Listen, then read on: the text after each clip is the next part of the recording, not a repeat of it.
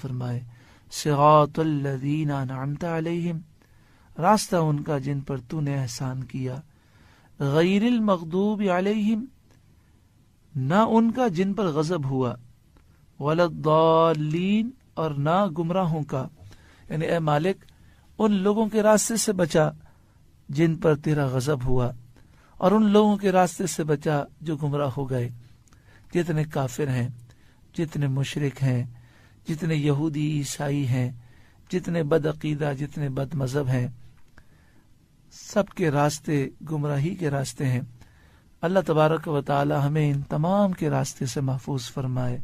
آخر میں ہم کہتے ہیں آمین۔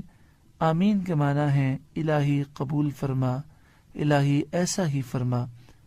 جب دعا کے آخر میں آمین کہی جائے تو اس پر مہر لگ جاتی ہے۔ اللہ تبارک و تعالی ہم سب کو